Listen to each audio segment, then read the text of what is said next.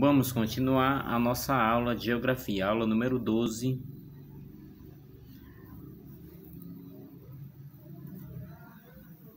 Sobre os principais biomas brasileiros. Vamos ter floresta amazônica, cerrado, floresta de araucárias, zona dos cocais, caatinga, pantanal e floresta amazônica.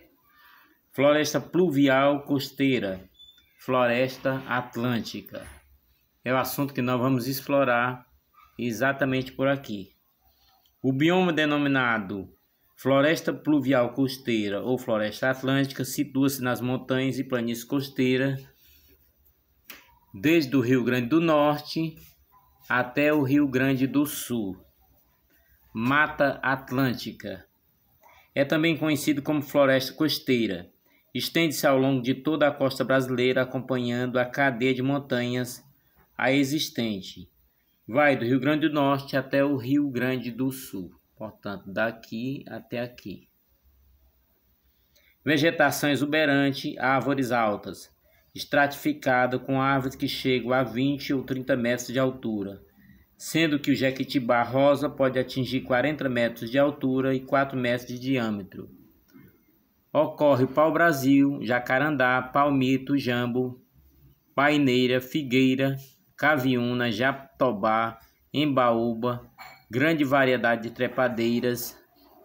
Na Mata Atlântica vivem diversos mamíferos, muito ameaçados de extinção, entre eles marsupiais como gambá e a cuíca d'água, primatas como muriqui, mico-leão dourado no Rio de Janeiro, o saque-preto em São Paulo e o macaco-prego. Encontramos ainda o guaxinim, mão-pelada, coati, a onça-pintada, o gato do mato, o cachorro-vinagre, a sussuarana, o caxinguelê, a cutia, o ouriço cacheiro, o porco do mato, o tatu, a paca, o tamanduá-mirim, a capivara, a anta e a preguiça. Entre as aves, podemos citar macuco, inhambu, patos selvagens, gaviões, mutum, saracura, tietangue, sem-aço, araponga, conhecido como a voz da Mata Atlântica, e muitas espécies de beija-flor. Os répteis são representados pelos teius, um lagarto que pode ultrapassar 1 metro de comprimento, calangos, lagartixas, cágados, jabutis, jararacas, cobras corais, sururu, sucuru e jiboia. A região é úmida em função dos ventos que sopram do mar. A destruição da Mata Atlântica. Desde o início da colonização, a Mata Atlântica foi o ecossistema brasileiro que mais sofreu com a ação do homem. A extração do pau-brasil, usado como fonte de corante vermelho para tecidos, o ciclo da cana-de-açúcar e do café, a mineração, a extração da madeira nobre, a pecuária, a caça predatória e a ocupação de cidades foram os principais fatores de devastação ecológica dessa região. O resultado é que de 350 mil km² existentes na época do descobrimento, restam apenas 5% da mata original, pouco mais de 10 mil km², transformada em parques estaduais e nacionais protegidos por leis. Agora, pampas ou campos limpos. Aqui nós já vamos ver na região do Rio Grande do Sul, né? Pampas e campos limpos. Ocorre tipicamente no Rio Grande do Sul, onde ocupa quase a metade do estado. A vegetação dominante do pampa é formada por gramíneas, lembrando o imenso capinzal. Algumas árvores, como o salgueiro e o sarandi, são encontradas ao longo dos rios na região litorânea. Pastagem, distribuição regular de chuva e estações bem demarcadas. Muitos animais cavam tocas, como o tatu e diversos roedores. Entre os carnívoros encontramos o gato do pampa, o zorrilho, espécie de raposa, o guaxinim. Quanto às aves, temos o marreco, taxa e quero-quero. Embora os campos sejam ideais para a criação de gado, grande parte deles está sendo destruído por falta de cuidados com o solo. Isso pode levar à erosão e à desertificação. Mata das Araucárias. Mata das Araucárias, também denominada Mata dos Pinhais, Localiza-se no estado do Paraná e de Santa Catarina. Portanto, vai por aqui, né? Na mata das araucárias, a espécie dominante é o pinheiro do Paraná. Araucária. Os pinheiros têm de 25 a 30 metros de altura e apresentam ramificações apenas em suas partes superiores. As copas das árvores não formam uma camada contínua. Por isso a mata da araucária é uma floresta aberta, mais ventilada e menos úmida. Há menos epifismo que nas florestas pluviais tropicais.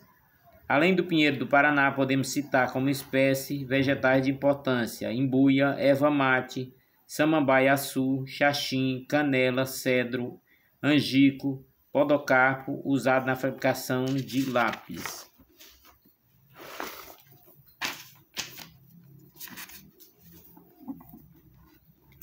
Entre os animais encontram-se várias espécies de insetos, aves e roedores, muitos dos quais se alimentam do pinhão, a semente do pinheiro, como a gralha azul, o sabiá e o tatu. Temperaturas baixas. No inverno, chuva abundante.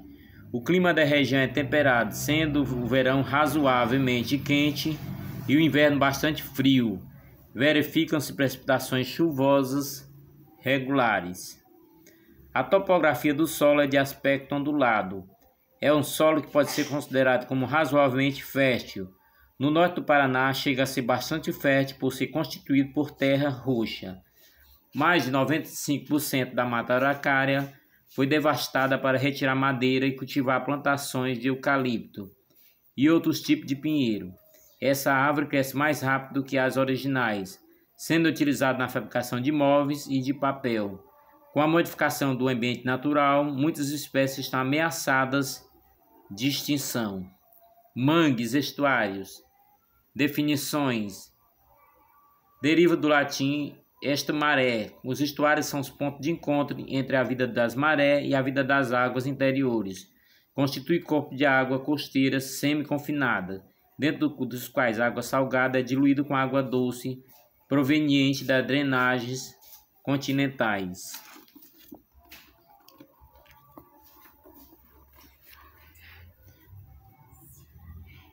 Assim, as funções dos mangues incluem desde o ponto de vista ecológico, urbanístico, econômico, social, sedimentológico, como filtro despoluidor, microbiológico, como refúgio natural, nutrição, desova, fonte de alimento para o pescado.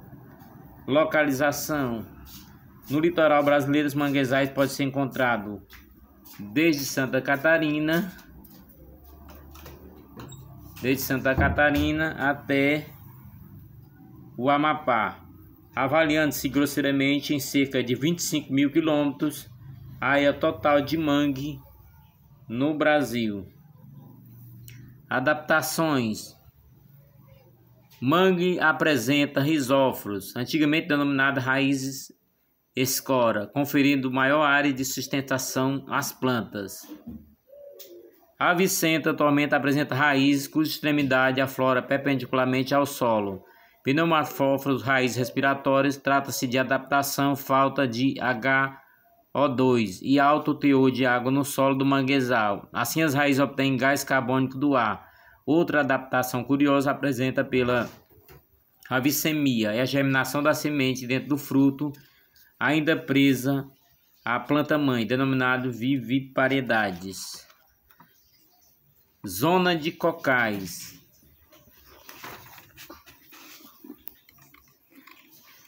O bioma denominado Floresta de Cocais ou Babalçoal localiza-se em certa área do estado do Maranhão, Piauí e Rio Grande do Norte.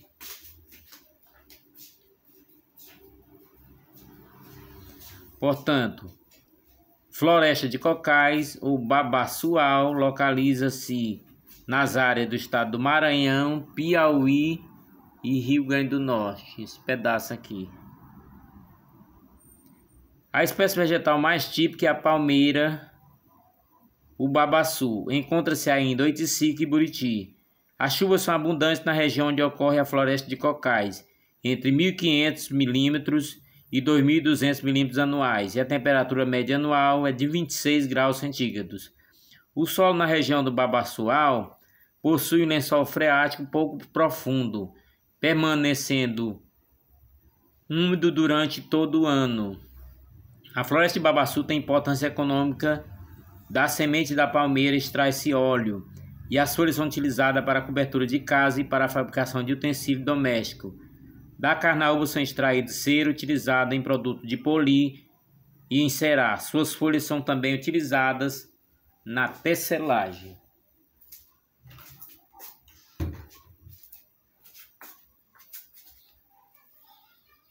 Distribuição dos cocais. A mata dos cocais é desmatada para a monocultura, o que afeta o ambiente e as pessoas que dependem da comercialização do produto do babaçu e da carnaúba. Pantanal. O complexo do Pantanal, ou Pantanal Mato Grossense, ocupa a região oeste do Mato Grosso e Mato Grosso do Sul, aproximando-se da parte central do país.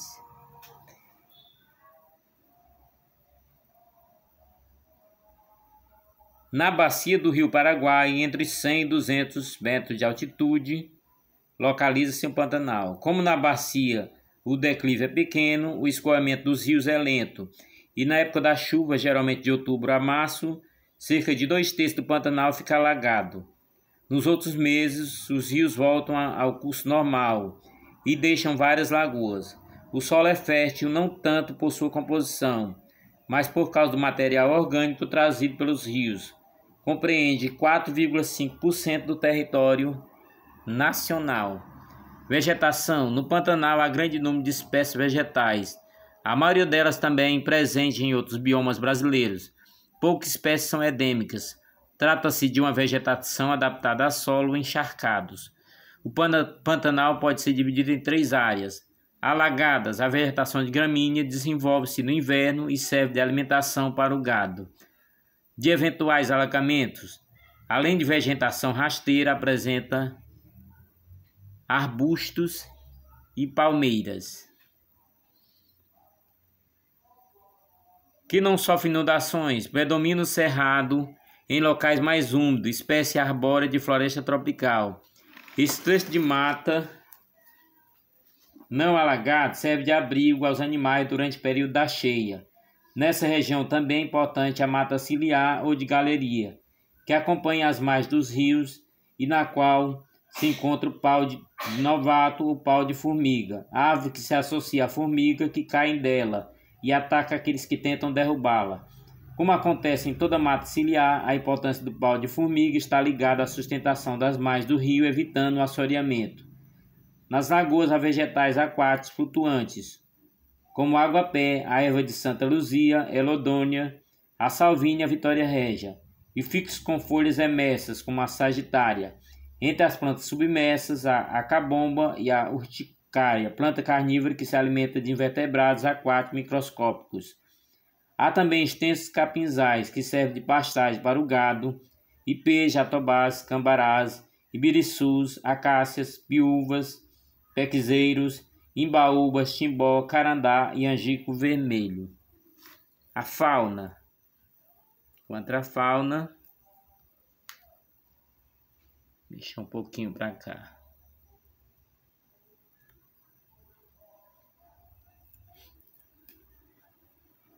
A espécie animal do Pantanal são exuberantes, principalmente as aves e os peixes. Entre os mamíferos podemos citar a onça parda, sussuarana, a onça pintada, a jaguatiriça, o gato do mato, o lobo-guará e o cachorro vinagre, que caçam porco do mato, a capivara, o cervo do Pantanal, a anta e os preás. São encontrados também a lontra, a ariranha, o tamanduá-bandeira e o tatu canastra. No Pantanal existe a maior diversidade de aves do mundo, com mais de 600 espécies: garças, socós, colheiros, tucanos, cabeça seca, anhumas, biguás, gaivotas, araras, patos, marrecos, urubus, gaviões reais, papagaios, periquitos, mutuns, emas, seriemas, martins, pescadores, jaburus, tuiurus, símbolo do Pantanal. Entre os répteis temos jacaré do Pantanal, sucuri, sinibu, um lagarto. Dentre os peixes destacam-se o pintado, o dourado, o jaú, o pacu, o surubim, a traíra, o lambari e a piranha. Durante a cheia, os peixes abandonam os leitos dos rios e saem à procura de alimento nos campos e nas florestas inundadas. No fim da estação das cheias, quando as águas começam a baixar, eles retornam ao leito dos rios formando enormes cardumes, que migram para as águas calmas dos brejos e nascentes para desovar o fenômeno denominado piracema. Destruição do Pantanal.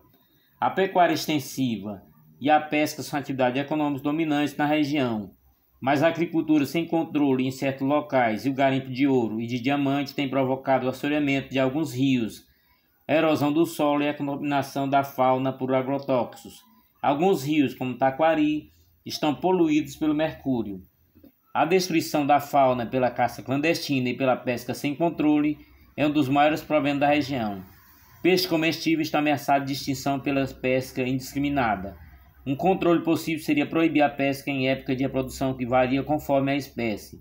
Isso pouparia as fêmeas fecundadas e os filhotes que são capturados por rede de malha bem fina.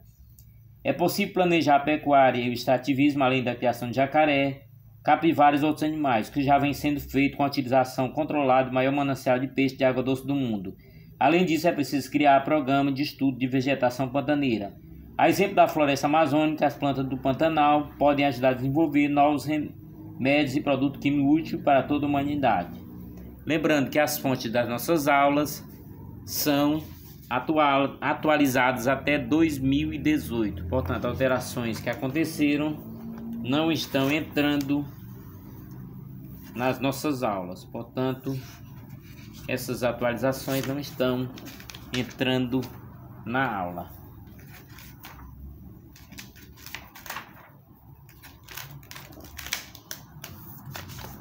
Começamos sobre os principais biomas brasileiros, né? Começamos pela floresta amazônica, bem aqui no norte do país. Floresta tropical, também denominada Ileia, localiza-se na região norte do Brasil, ocupando os estados do Acre, Amazonas, Pará, Rondônia, Tocantins, Amapá e Roraima, a parte norte do Mato Grosso e Goiás, além da parte oeste do Maranhão. Portanto, a parte oeste do Maranhão. Vamos às principais definições sobre a Amazônia. Dessa vez não será todo o conteúdo sobre a Amazônia, mas as principais definições. Pouca luz penetra até o solo da floresta, onde os decompositores degradam rapidamente as folhas, caules e corpos de animais. Entretanto, o seu solo é pobre em nutrientes, graças à rápida degradação e ao reaproveitamento de materiais orgânicos simplificado que nele se deposita. No solo, a sombra das árvores dispõe de muito calor e umidade o ano todo. As bactérias e fungos reproduzem-se rapidamente. A densa cobertura vegetal contribui para ampliar o impacto das chuvas, diminuindo seu efeito erosivo e, consequentemente, o carregamento dos minerais, lixiviação. Além do assoreamento dos rios e do desmatamento para ceder espaço à agricultura, pecuária, extração da madeira e minério, ocorre a caça predatória e a contaminação dos rios por mercúrio dos garimpeiros. As usinas hidrelétricas comprometem a biodiversidade, principalmente quando são construídas grandes represas que inundam extensas áreas da floresta. Lembrando mais uma vez que as fontes atualizadas são de 2018. Problemas da Amazônia. A preservação da Amazônia é de interesse mundial, porquanto abriga a maior biodiversidade do planeta. Além disso, a destruição da floresta tropical aumenta o aquecimento global do planeta, através do efeito estufa, e provoca outras alterações climáticas. A coleta de produtos vegetais como babaçu, açaí, cacau, guaraná, castanha do Pará deve ser realizada nas reservas extrativistas delimitadas. A extração da madeira deve ser feita de forma controlada e restrita, com rodízio e plantando-se novas árvores. Quanto às grandes hidrelétricas, é preferível suprir a necessidade energética com a construção de numerosas usinas pequenas, distribuídas segundo o planejamento menos agressivo, cujo dano possa ser absorvido pelo ecossistema. Cerrado, né? O bioma denominado Cerrado cobre a parte do estado do Mato Grosso do Sul, Maranhão, Minas Gerais e quase todo o estado de Goiás e Tocantins. Aparece também em São Paulo e no Paraná. Considerando ainda a zona esparsa do Norte, Nordeste e Sul, a extensão do Cerrado atinge cerca de 2 milhões de km², aproximadamente 25% do território nacional. A vegetação do Cerrado constitui-se de árvores esparsas em torno de 5 metros de altura, com troncos tortuosos, retorcidos, casca grossa, folha espessa, com superfície brilhante, muitas vezes recoberta por pelos, levando um aparente xeromorfismo. Por causa disso, acredita-se que o fato limitante dessa região fosse a água. Além das características xeromórficas de algumas plantas, ocorrem outras características típicas do ambiente rico em água, com folhas amplas e estômatos que permanecem abertos mesmo nas horas mais quentes do dia e produção de flores e brotos também nas estações secas. O solo ácido possui nitrogênio, fosfato, enxofre, cálcio e grande quantidade de alumínio, o que dificulta a absorção de nutrientes pelas raízes. Os caules grossos, com cortiças espessas, conferem maior resistência ao calor das queimadas.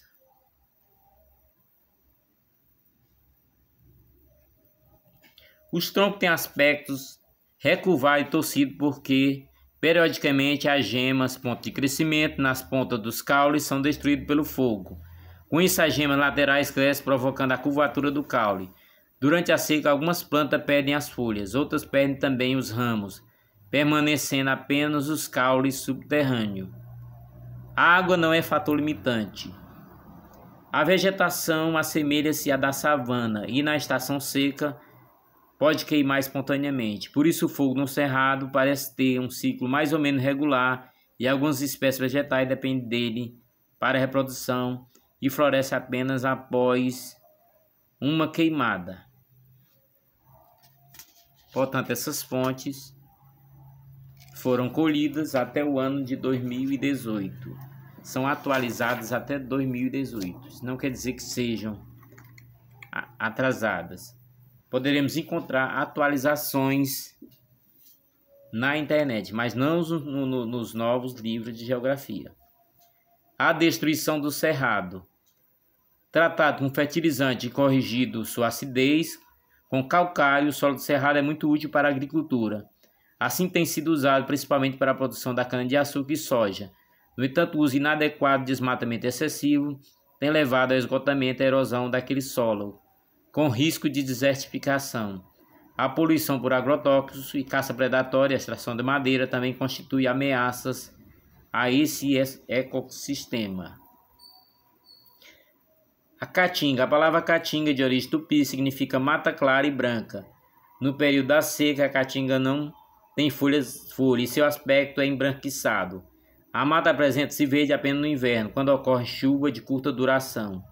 Na caatinga, a vegetação está adaptada ao clima seco, xerófitas, sendo comum a família dos cactáceos. Vegetais típicos incluem xique-xique, umbu, pau-ferro, juazeiro, barriguda, coroa de frade, facheiro, catingueiro, palmatória, jericó, macambira, pequenas plantas como quibá, plantas grandes e arborescentes como mandacaru, com fruto comestível e aproveitado para alimento do gado na época da seca.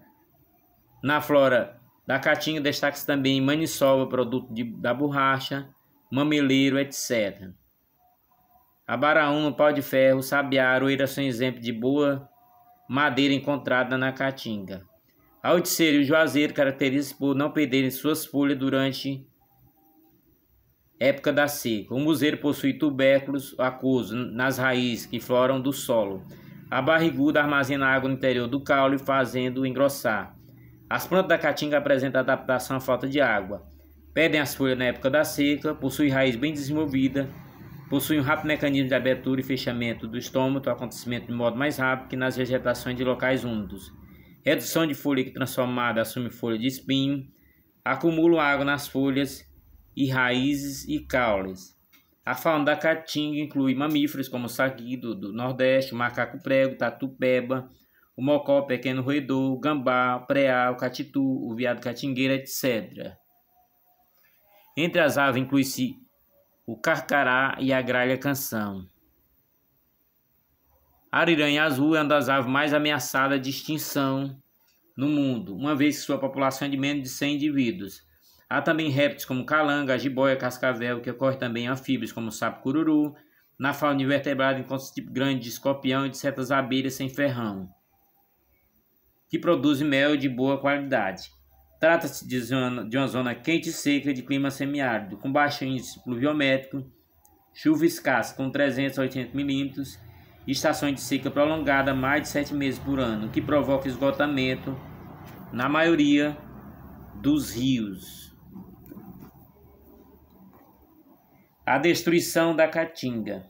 No sertão do Seridó, Rio Grande do Norte, o desmatamento está levando a região à desertificação, mesmo ocorrendo com o raso da Catarina na Bahia. Assim, esse ecossistema transforma-se em um grande deserto, caso medidas não sejam tomadas no sentido de preservar a vegetação natural ainda restante. Bem, o autor não falou, né, sobre a caatinga, mas a caatinga ela vai desenrolando pelo sertão, né, do Rio Grande do Norte, Piauí, Pernambuco, Ceará, por todo o Nordeste. Pelo sertão de todo o Nordeste vamos encontrar a caatinga, né, nesse espaço aqui. O solo da caatinga é potencialmente fértil, pode se sustentar a agricultura, desde que se desenvolva técnica adequada e haja um suprimento regular de água. A irrigação do solo ajudaria a aumentar a produção do milho, feijão, mandioca e algodão.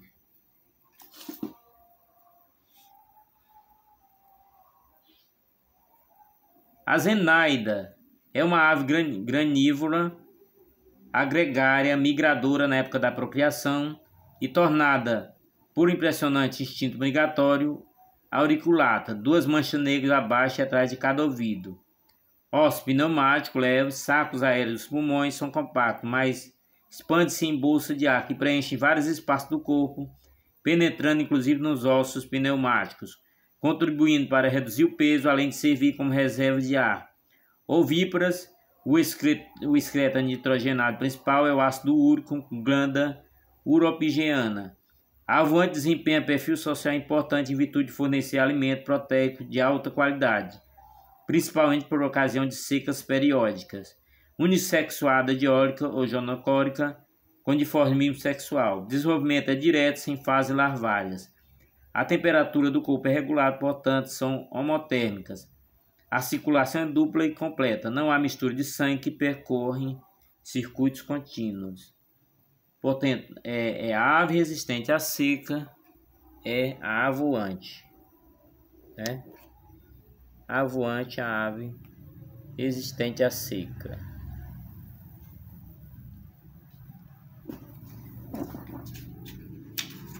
Portanto, vamos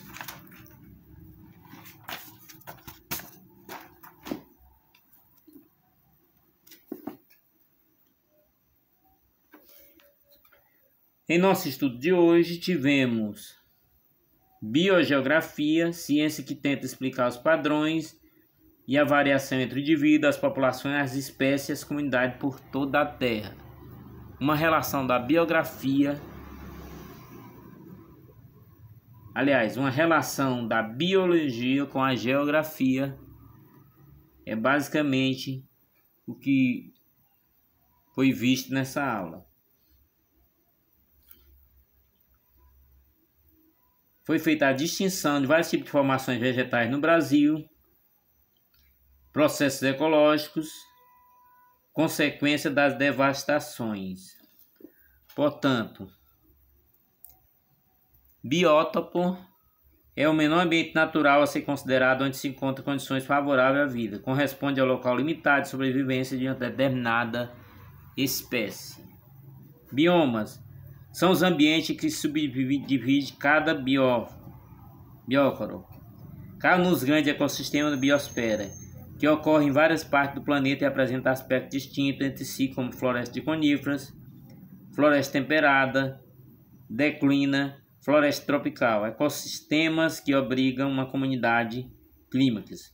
Biócoros são ambientes menores que formam cada biociclo. Por exemplo, no biociclo terrestre ocorrem biócoros, floresta, campos e desertos. Biociclos são ambientes menores que compõem a biosfera. Compreendem 3 características básicas: biociclo terrestre ou epinaciclo, biociclo de água doce ou linociclo, biociclo marinho ou tarsolociclo. Portanto, a biosfera é o conjunto de todos os ecossistemas do planeta, incluindo todos os organismos vivos da Terra, que interagem com o ambiente físico como um todo para manter um sistema de estado contínuo intermediário no fluxo de energia entre entrada de energia de origem solar e dissipador térmico do espaço. Estado contínuo significa um equilíbrio autoajustado, uma condição equilibrada que está mais ou menos imune à perturbação, pelo menos em pequena escala. Os principais biomas brasileiros, que é o assunto da aula, a interação entre o clima é representada principalmente pela temperatura e pluviosidade, e os fatores edáficos do solo produzem ampla variedade de condições ecológicas que vão determinar os tipos de biomas terrestres. O Brasil apresenta diversos biomas que foram descritos na aula.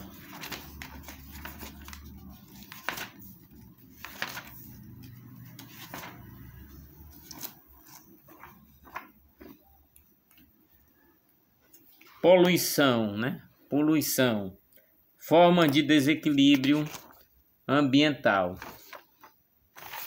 Podemos, nesse nosso curto tempo de aula, mostrar algumas formas de desequilíbrio ambiental. Poluição atmosférica, visual, sonora, radiativa, térmica, das águas por organismos patogênicos, dos oceanos pelo petróleo, aumento de temperatura global, destruição da camada de ozônio, esgotamento de recursos naturais, extinção de espécies, contaminação atômica, agrotóxicos, uso de desfolhantes no Vietnã. Definição de poluição. De maneira geral, a poluição pode ser conceituada como qualquer mudança nas propriedades físicas, químicas ou biológicas de um determinado ecossistema, ocasionando ou não a ação humana que acarreta prejuízo ao desenvolvimento das populações ou causa desfiguração na natureza, ou ainda introdução excessiva de compostos estranhos ao meio, alterando de maneira nociva a sua composição. A poluição atmosférica. Poluição do ar é especialmente comum nas grandes cidades, afetando não só o homem, mas também plantas e animais. As principais fontes de poluição atmosférica são as indústrias siderúrgicas, fábricas de cimento e papel, refinarias, etc. Motor de carro e dos aviões, a incineração de lixo e as queimadas de campos e florestas. Nas grandes cidades ocorre uma associação de diversos poluentes, o que agrava a situação. Asma, bronquite e reações alérgicas são causadas por gases tóxicos e partículas em suspensão no ar. Principais poluentes do ar: monóxidos de carbono, CO, dióxido de carbono, CO2, óxido de nitrogênio e de enxofre, partículas em suspensão. Compostos orgânicos voláteis. Ozônio, embora importantíssimo quando nas camadas superiores da atmosfera, por proteger contra os raios ultravioleta, o ozônio é altamente tóxico para animais e vegetais no nível do chão. Portanto, é um forte poluente. Portanto, o ozônio também é um forte poluente. Efeito estufa. O que vem a ser o efeito estufa, que muito se comenta. Primeiro vamos à inversão térmica para chegarmos no efeito estufa. Inversão térmica, um processo caracterizado pela presença de uma massa de ar quente, onde normalmente a atmosfera é fria. Em situação normal, a temperatura do ar diminui com a altitude, uma vez que as camadas inferiores do ar são aquecidas pelo reflexo do raio solar no solo. Com o aquecimento do ar próximo ao solo, fica menos denso que o ar mais frio das camadas superiores. Tende a subir, transportando a poeira e substâncias poluidoras que se encontram em suspensão, sendo substituído pelo ar frio que desce, o qual, se aquecer, volta a subir. Este movimento ascendente e descendente de ar denomina-se corrente de convecção. No inverno, durante a madrugada, o ar próximo ao Sol pode se tornar mais frio que o das camadas superiores. Como os raios solares no dia de fracos nessa estação, não aquece o suficiente o ar próximo ao solo para que se forme corrente de convecção.